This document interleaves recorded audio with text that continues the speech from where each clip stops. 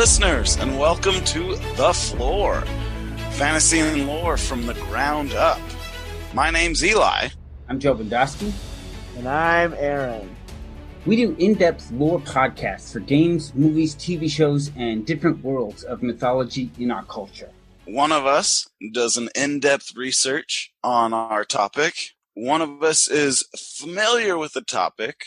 And one of us knows nothing. So the right questions will always be asked and will be addressed for anyone coming into the topic, regardless of how much you know.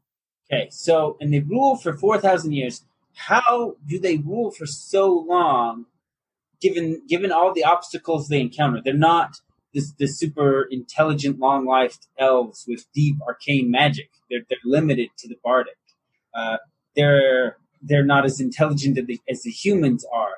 They're not as craft oriented as the dwarves. How is it they rule so long? For one, when they create the goblins, one of the things they bred for was a high population rate. Oh, so they overwhelmed with numbers. They overwhelmed them with numbers, as well as they're extremely militaristic once they're all together. When they don't, they're really susceptible for infighting. But if they're united under one empire, they became extremely dangerous and a very powerful force. And yeah, they're going to fight a few wars, but they were able to just completely conquer, and they were unrivaled as an empire for 4,000 years. Okay. And during this 4,000 years, they also created the bugbears. Maybe during this time, they were having trouble with some larger foes, and they need that extra brute strength, and that's what inspired them to make the bugbears. But they had full knowledge of weapons technologies, and the goblinoids that you run into at current Eberron, when people tell you that they had these great societies, and most of the big cities were built on top of the great cities that the goblins had created. Interesting. So they used to have a very advanced society. So what happened? Or am I jumping too far ahead? No, you're good. After the first 4,000 years, we're now to... Oh, okay, so 6,000 years. I apologize. But now we're to 10,000 years ago. They have a war with the elves. The elves retreat to Valinir and create kind of a city-state stronghold there from the goblins. And the goblins retreat.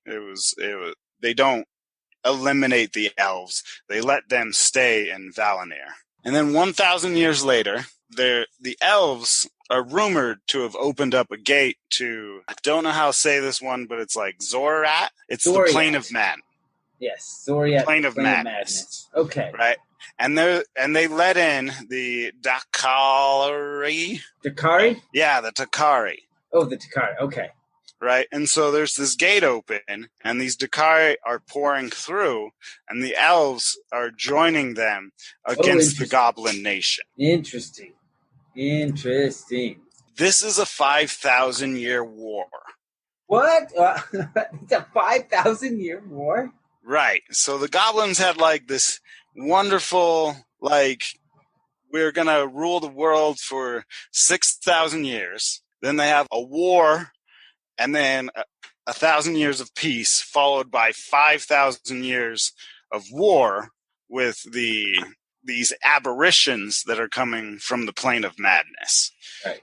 Because the Dakari, they can summon aberrations. Spell that for me, Dakari. Daelkyr.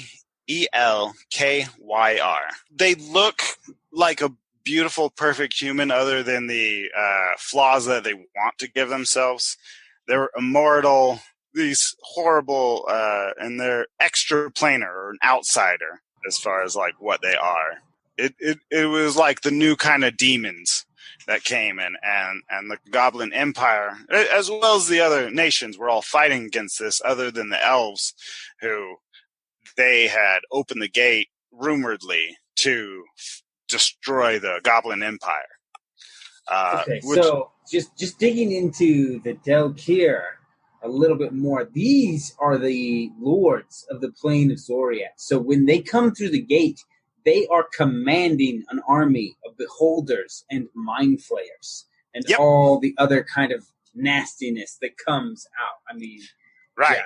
Right. Yeah. It's not like there was a few of these guys popping through. It was like we're naming the generals of the evil army that came to Eberron to try to descend it back into an age of demons. Yes. So the elves join with the Delkir. That's crazy. Well, because the goblinoids had almost extinct them, right? That's true. Yeah. It run them down to this very small place, and were close to genocide. But the goblins left them alone, and this was their response: was to open the plain of Zoriat and invite all these outsiders to invade their world, and hope that they'll kill enough goblins that the elves can win. That's crazy. Yep. And thus, goblinoids do hate elves. Yes, that's the thing. That would do it. Yeah.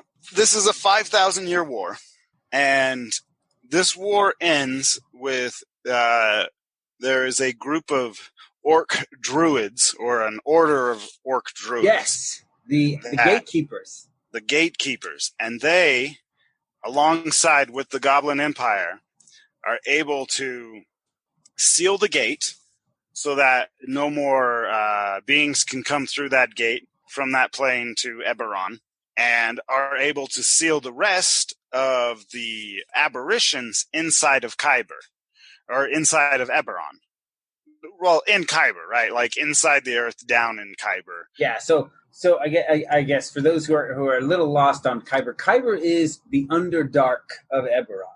So in the Forgotten Realms, you have these deep cavernous caves where all the evil and darkness of the Forgotten Realms kind of comes from.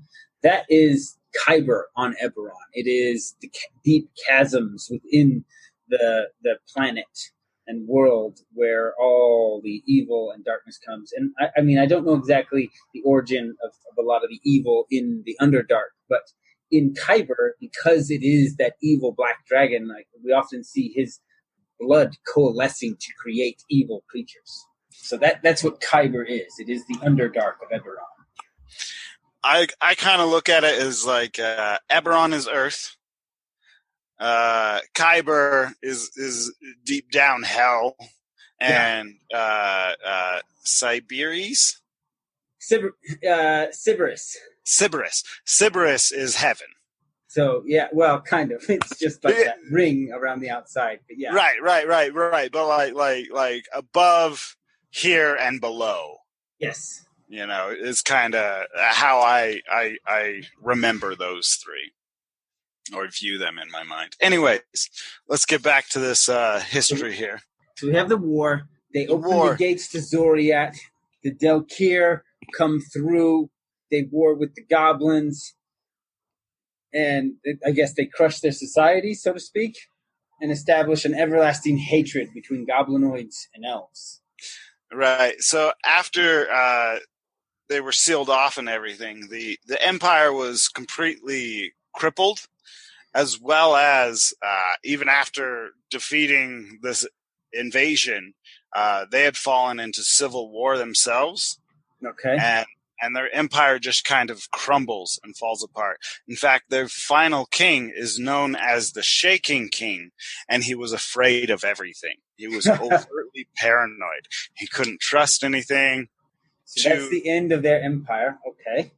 Right. And so now there's the kingdom of Galifar, which is like the remnants of what was left of the Goblin Empire.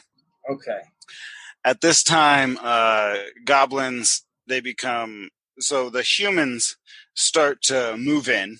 Yes. And Galifar tries to resist against them, and they ultimately fail, and the humans end up enslaving a lot of the goblins and the goblinoids, as well as some of them hire them as like mercenaries.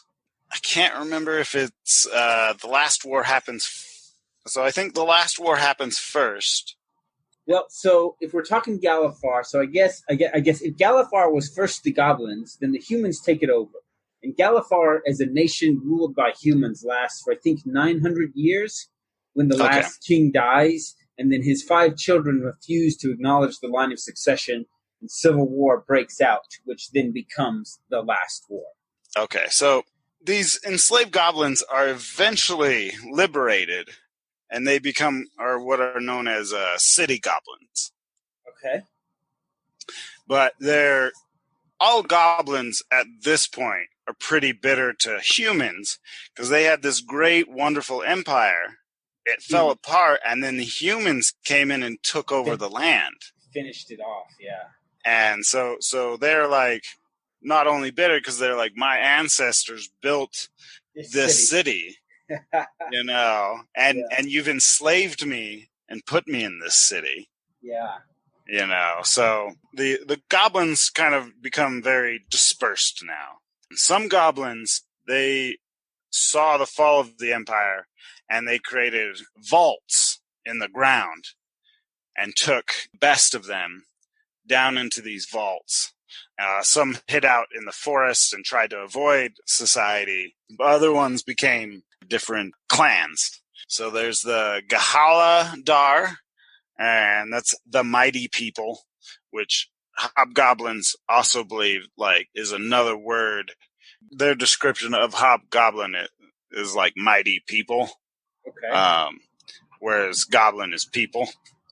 So that does remind me that like in their language, yeah, hobgoblin is the mighty is hob, and then people is goblin. Oh, the mighty hob, and then people goblin. So hobgoblin, right. The mighty people, and then goblin, just the people. The people. Right.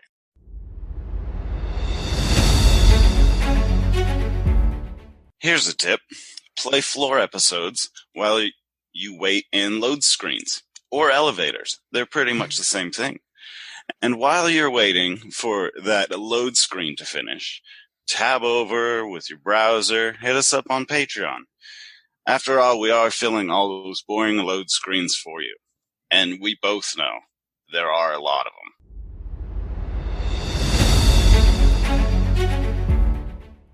And then 10,000 years later, they have another word for the mighty people, and it's Gahaldar.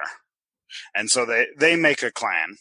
And then 2 of the clans that still remain are the Ketch Valar, or the Word Bearers, and the Ketch Sanarat, the Blade Bearers.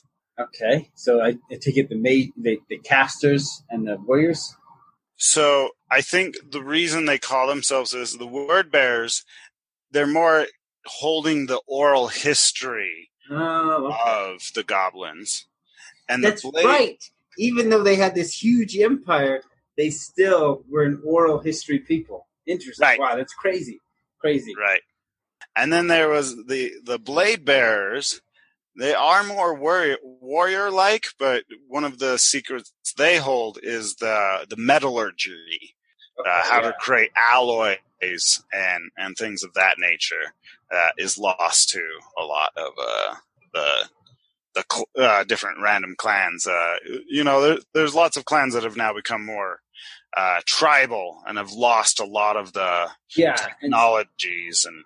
So my adventures in Eberron are very much that. Like they're small tribes. We're dealing with chieftains and small groups, and that's kind of, we're dealing with the remnants of the great goblin society. That's so interesting. Right. So do you know of any modules set in the age of the Great Goblin Empire, or is that all just lore and history? I think it's lore, but I think that'd be worth it to take a look to see if there is a module during that time. Yeah, because I think that sounds. I think that'd be a really fun one. Especially because like the way the goblins are winning wars are just outnumbering people, which means you're just wading through hordes of goblins that aren't even like designed like they're essentially fodder, right? That's what they like. The goblins are like be like just give them a sword and just send enough of them. We will overrun their numbers and wear them out. Yeah. Except for the hobgoblins who are the tacticians in the back. Other than that, it's like you got bugbears as shock troops who are idiots, and you've got little goblins who are just there to outnumber the enemy. Right. Yeah. That's probably what would happen was those tacticians were like, how many goblins does it take to take this guy out? And if I equip him with these weapons, is it going to work out better? Or if Yeah. I think that's an interesting way to put it. Like he doesn't even consider training the goblins. Be like, no, you give them spears, you give them swords, you give them bows, you just whatever, and you just use however many you need. And we don't worry about training them; they're just fodder. Well, and in their core society, it was your self-sufficiency grows the nation. So as long as you can take care of yourself and you're completely self-sustainable, then you are a working cog in this system. Yeah, you are a people, a part of the people, right? Right. But if you're failing and if you're being weak, you are the weak part of the system, and they would reinforce that on each other. Right. Interesting. Yeah. In fact, I think hobgoblins get a up to a +5 bonus once per long rest if people around him are going to see him fail a roll, and they're his allies. He can get up to a +5 on a skill or ability check. What? That's crazy. Because they're in a society who, if you were viewing me, I can't fail. Right. Yeah. I can't show that weakness in the position that I am. So, do you have anything else to wrap this up? I got it. Just a few more pieces if we got time. Okay. Yeah. Go ahead and hit them real quick. Shortly before fall of the goblins, there was a clan that was created called the Margul. So the Margul were bugbears who rebelled against their hobgoblins and created their own clan. Okay. So I imagine that there was a degree of mutagen there. Like they were starting to get smarter than they were supposed to be before this happened. And I imagine that wasn't even written down, but that would be like a necessary step because they've been intentionally breded to be dim-witted, but they also have that high mutagen rate, right? So it's like they're supposed to be dumb, but that one's a little smarter than we had hoped. Not only that, they found religion, and they have clerics. Okay, I was wondering this before. I was like, I have fought goblinoid clerics.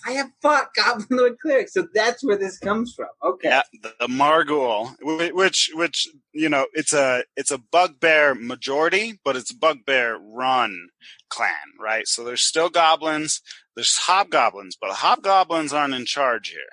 Right. Interesting. Okay. The bugbears are in charge. This answers so many of my, I'm like, where does this come from? I should have raised these questions before. Be like, hang on, I have fought hobgoblin clerics. I have fought them. And that's where it comes from. The Margul who found religion. Okay. Right. And this is the only rebellion of note that the bugbears have ever had. Or goblins, right? I guess hobgoblins would forge war against each other. Okay, yeah. But these races that they created never really rebelled against them. Oh, okay, I see what you're saying. So the Margul is the first time one of their sub races that they created turned against them because they fought I was like, hang on, didn't you mention they fought each other all the time? Right. Okay. Yeah, hobgoblins constantly are fighting each other, but they wouldn't. But the goblins and the bugbears, with the exception of the Margul, don't rise up. Okay. So there's one more clan, the Dargun, which was a clan created by Lahesh Horok or something close to that. This is the nation that's recognized by the Treaty of Throne as a nation, but they are the minority of the goblins. There are a lot more goblins and goblinoids in the world than that clan. But that clan is being recognized by the humans and other races as an independent nation. Apparently, the goblinoids in this one tribe have their own nation, separate from Drowan. Interesting. Yep. And that, I would say, catches you up through the history of the goblins. I have I guess one little paragraph I could read, but I don't know what this means, but maybe you would. Okay, hit me. Let's see what happens.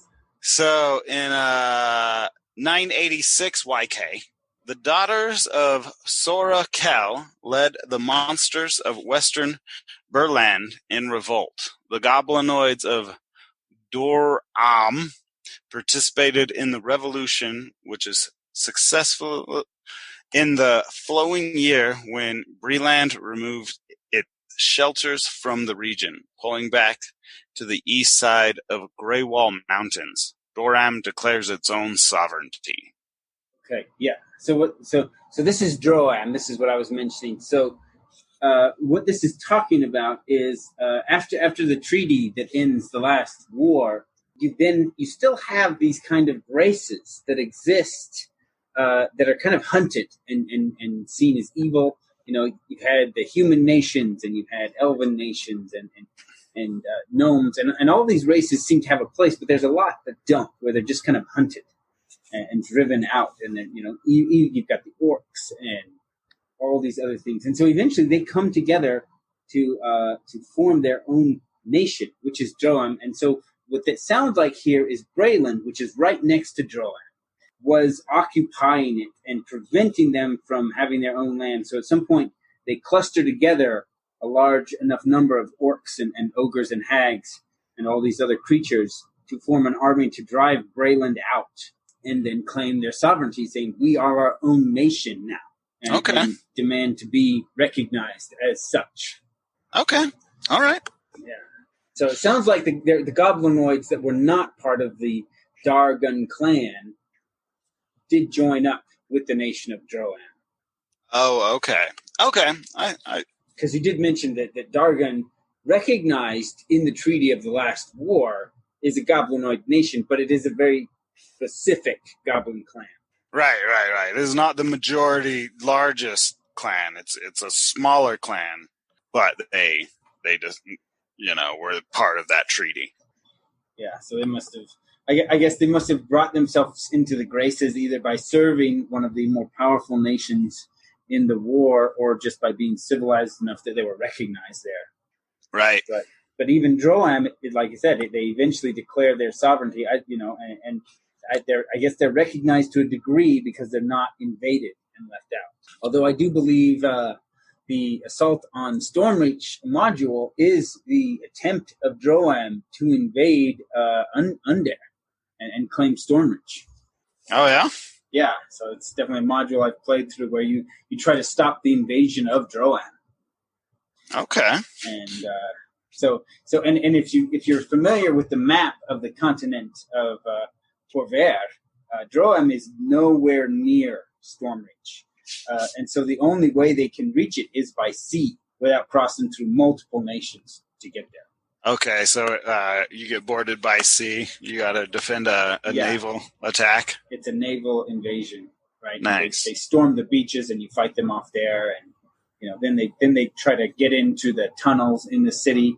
And you got to fight them off there, and then they try. I guess at some point maybe they disembark far enough away from the main city that they get inland, and then they try to tunnel into the city.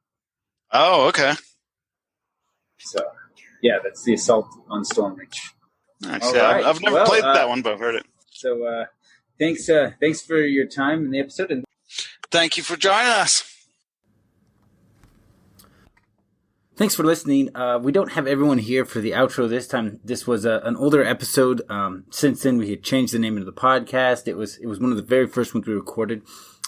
But if you like the episode, feel free to like and share it with your friends so that more people can know about this podcast and enjoy it as well. If you really enjoy the show and want to help support it, then you can head over to our Patreon. It's patreon.com/Flore, spelled Flore, fantasy and lore, and put $1 in our jar. And thanks for listening. And if you want to email us or contact us, you can either leave us a message on the Patreon page or you can email us at Flore, flore.fantasylore@gmail.com. We can get email there. And you can also look up Flore Fantasy and Lore on Facebook. And there's a group there where you can message us as well. So I think I mentioned at the start of this episode, even though this was one of our earlier recordings, it was a really in-depth look at goblinoids and their culture and some of the changes that have happened to them, both intentionally and by accident. And we got a few requests to know more about it, so I dug this up and cleaned it up as best I could. Like I said, it was one of our earliest recordings, so things were still a little rough, but I hope you enjoyed it.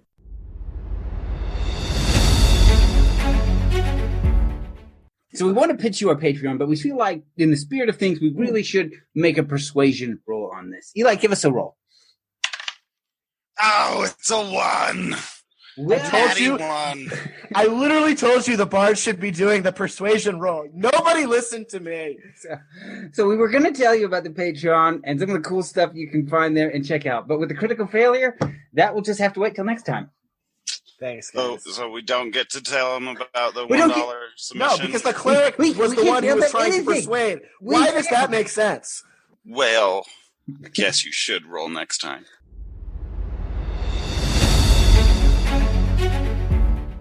And now we have given you the floor and foundation. Now go build your own story.